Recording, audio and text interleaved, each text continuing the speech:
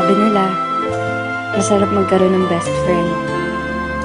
May taong poprotekta sa'yo, may taong magpapasaya sa'yo, pero handa mo bang itaya ang pagkakaibigan para sa hinahangad mong pagmamahalan? Nooy umibig na ako, subalit nasaktan Ako si Princess. Grade school pa lang ako, palagi ko ng kaklase si Ivan.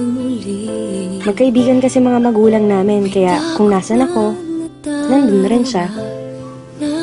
Mapalungkot man o mapasaya, sa kulitan man o problema. Yan si Ivan, ang taong lagi kong kakampi sa buhay. Ngunit nang ikaw ay makilala,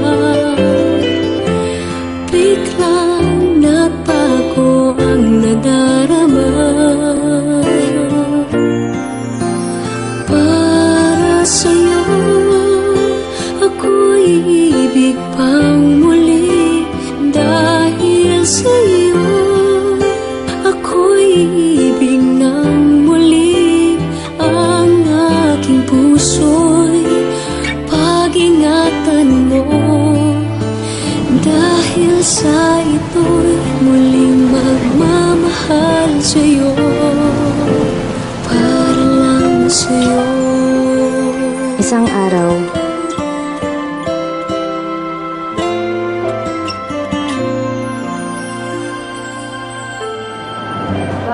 Why did you join the fraternity? Nothing. I just want to. You just want to? Don't you know that it's dangerous?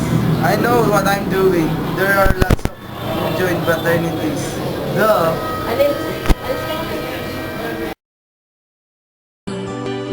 Ang tulad mo matapos ang araw na yun, iba, at sa'yo lamang nakita ang tunay na pag-ibig na aking hinahanap.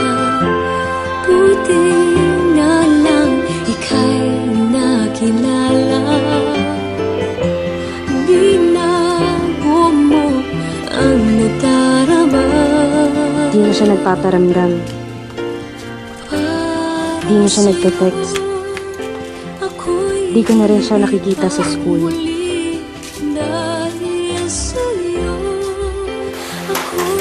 Kamusta na kaya siya? Pinuntahan ko siya sa bahay nila, pero hindi ko siya naaabutan. Namimiss ko na yung best friend ko. Namimiss ko na si Ivan, ang lalaking lihim kong minamahal. Hanggang isang araw, Ivan, what's happening to you? Why are you pushing me? What's your problem? There's something you're hiding from me. Well, what would I tell you? Why don't you reply my messages? Why don't you go to school anymore? What's happening to you, Ivan? Why do you care so much about me? Who am I to you?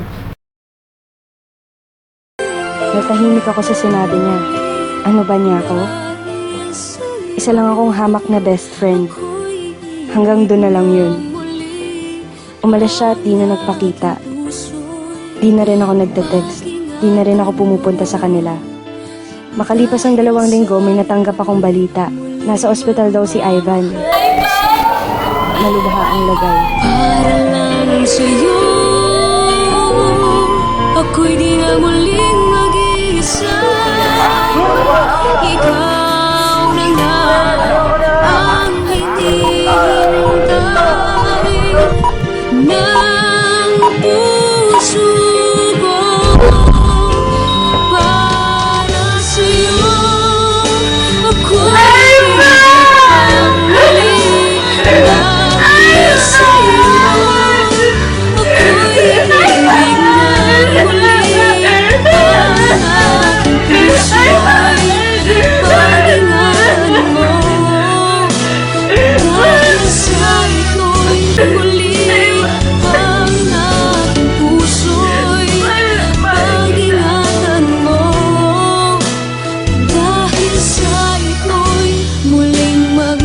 Sa akin ang cellphone ni Ivan. Pare, huwag niyong papakilaman ng best friend ko. Ginawa ko naman ang sinabi nyo, di ba? Nalayan ko na siya. Basta wag nyo lang gagalawin si Princess. Mahal na mahal ko yun.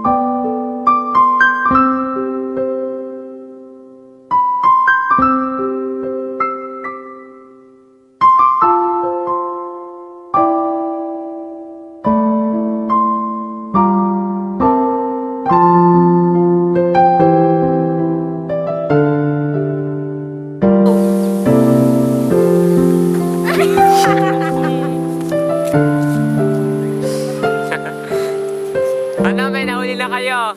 Puso Go yan.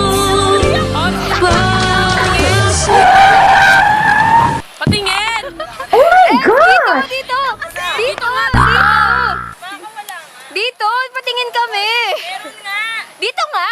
Pairam! Bloopers Patingin. nga eh! Okay.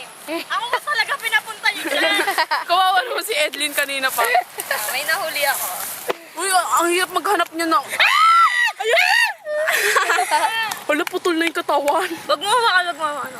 Putol na yung katawan niya. O ganyan Hindi, ganyan talaga, ma'am. Wala, wala.